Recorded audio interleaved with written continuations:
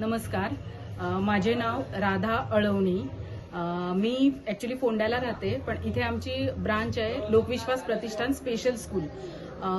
तिथं मी special educator आहे आणि आत्ता मी सध्या ॲक्टिंग हेडमिस्ट्रेस म्हणून तिथं काम करते. सो उद्या 3 डिसेंबर हा दिवस जागतिक दिव्यांग दिन म्हणून सगळीकडे साजरा केला जातो आणि उद्या सुट्टी असल्यामुळे आम्ही आज 2 तारीखलाच एक प्रभात फेरीचं आयोजन केलं आणि आमची जी शाळा आहे वडदेवनगरमध्ये त्या शाळेपासून होंडा मार्केट आणि होंडा मार्केट पासून आजोबाचं देवस्थान इथपर्यंत आम्ही ही मुलांना घेऊन आणि मुलांच्या पॅरेंट्स सोबत घेऊन आम्ही एक रॅलीचं आयोजन केलं. इथपर्यंत आम्ही रॅली घेऊन आलो आणि याचा मुख्य उद्देश असा आहे की जे समाजात असं म्हणतात की दिव्यांग मुलं त्याच्यानंतर विशेष मुलं काय आहे हे विशेष, हे जे सगळं आहे हे समाजापर्यंत पोहोचावं की नेमकं काय आहे. आम्ही म्हणतो की आमच्या मुलांना तुम्ही मदत करा, आमच्या मुलांना आम्ही सक्षम बनवूया, पण नेमकं कुठल्या पातळीवर, कारण समाजामध्ये सुद्धा काही गोष्टी माहीत नसतात की आम्ही मदत करायची किंवा आम्ही काय करायचं ह्या मुलांसाठी हे समाजाला सुद्धा माहीत नसतं. सो त्याचा मुख्य उद्देश कसा की तुम्ही काय करू शकता, समाज आमच्या मुलांसाठी काय करू शकतो आणि आमची मुलं ही इतर सगळ्या मुलांप्रमाणेच आहेत. जसा समाज आहे त्याचा समाजाचाच एक भाग म्हणजे आमची मुलं आहेत. तर आमची मुलं काय करू शकतात हे रॅलीतून तुम्हाला कळलेलं असेलच. या रॅली बरोबरच आली, ती रॅली बरोबरच घोषणा दिल्या आणि इथं येऊन आम्ही हा प्रोग्राम सेलिब्रेट केला. सो नेमकं काय आहे की आम्ही काय अपेक्षित करतो की जनजागृती व्हावी. या रॅलीतून आम्हाला हे सांगायचं आहे समाजाला की समाजामध्ये अजूनही खूप कमी प्रमाणात जागृती आहे या मुलांच्या विषयी. सो ती निर्माण करण्यासाठी आमची ही प्रभात फेरी जी आहे त्याचा मुख्य उद्देश हा आहे की समाजात जागृती निर्माण व्हावी ह्या मुलांविषयी.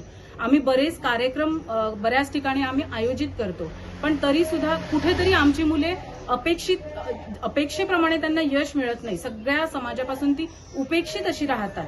सो त्याचा मेन हे असं की त्यांना सगळ्या समाजानं आपल्यामध्ये सामावून घ्यावं.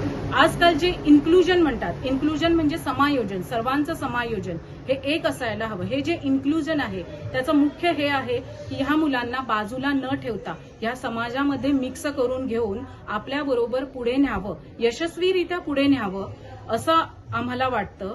म्हणून आम्ही हे रॅलीचं प्रभात फेरीचं आयोजन केलं आणि त्याच्यातून आम्ही समाजाला असा मेसेज द्यावा असं वाटतो आम्हाला की समाजानं कुठलीही म्हणजे कुठल्या प्रकारे मदत करू देत किंवा तरी सुद्धा बरेच जण आहेत अशी की अजूनही आमच्या शाळेत येतात, आर्थिकदृष्ट्या मदत करतात किंवा काइंडमध्ये सुद्धा काही जण मदत करतात, कुठल्याही प्रकारची असू दे. प्रत्येक वेळी आम्हाला प्रत्येक प्रोग्रामला म्हणा किंवा ह्याच्यात आम्हाला मदत करतात. पण तरी सुद्धा फक्त मदत करणं हे अपेक्षित न राहता की ह्या मुलांसोबत राहणं हे खूप गरजेचं आहे. आता सोबत राहणं म्हणजे नेमकं काय की या मुलांच्यात बरेच असे चांगले गुण आहेत की जे आम्ही घेऊ शकतो. मान्य आहे की सगळ्यांप्रमाणे ती मुलं नाही पुढे जाऊ शकत, पण आपल्या समाजाचा एक भाग आहे. तर ती मुलं काय करू शकतात आणि त्यांच्याकडे काय कोणतं कौशल्य आहे ते आपण जाणून घेऊन ते स्वीकारून त्याच्यातून आपण त्यांना यशस्वीरित्या पुढे काढावं हे आम्ही समाजाकडून अपेक्षा अशी आम्ही ठेवतो.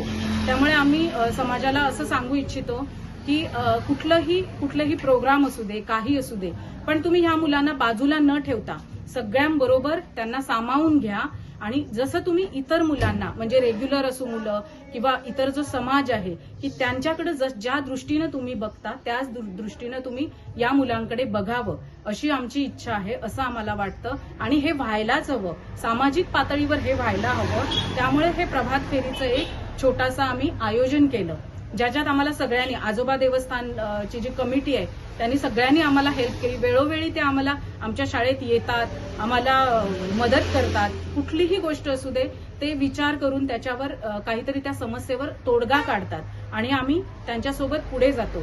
सो असे काही समाजातील असे घटक आहेत जसे की आता आज जसे रिपोर्टर आले तसंच आम्हाला अशी अपेक्षा आहे की जेव्हा आम्ही प्रभात फेरी काढतो तेव्हा पोलिसांनी पण त्याप्रमाणे आम्हाला साथ द्यावी आणि आमच्यासोबत यावं. एवढीच आम्ही छोटीशी त्यांच्याकडनं अपेक्षा ठेवतो म्हणा किंवा अपेक्षा म्हणण्यापेक्षा जरी सुद्धा त्यांनी नाही केलं तरी सुद्धा आमची मुलं आम्ही घेऊन येतोच, कारण आम्ही त्यांना असं आम्ही बाजूला नाही ठेवणार. आम्हाला त्यांना समाजात घेऊन जायचंय. पण फक्त एवढंच की विशेष जे आम्ही म्हणतो विशेष असं काहीच नसतं. तुम्ही आम्ही सगळे सेमच आहोत. जसा समाज आहे, समाजाचा हा एक भाग आहे. त्यामुळे वेगळं असं काहीच नसतं, विशेष असं काहीच नसतं. विशेष काय आहे तर आमची पद्धत आहे, जी आम्ही या मुलांसाठी मुलांनी जे कौशल्य आत्मसात करावं त्याच्यासाठी जी आम्ही पद्धत वापरतो, ती पद्धत फक्त विशेष आहे. ती जर तुम्हाला कळली, ती जर तुम्ही समजून घेतली, तर तुम्हाला कळेल की हा विशेष मुलं हा तुमच्या समाजाचाच घटक आहे, हे तुमच्या लक्षात येईल आणि तुम्ही सहज त्यांना आपल्यात समावून घ्याल आणि नक्कीच हे यशस्वीरित्या मी तुमच्या समाजासोबत हे सगळं करू शकते असा आम्हाला विश्वास वाटतो. सो तुम्ही तसाच आम्हाला विश्वास दाखवावा. धन्यवाद.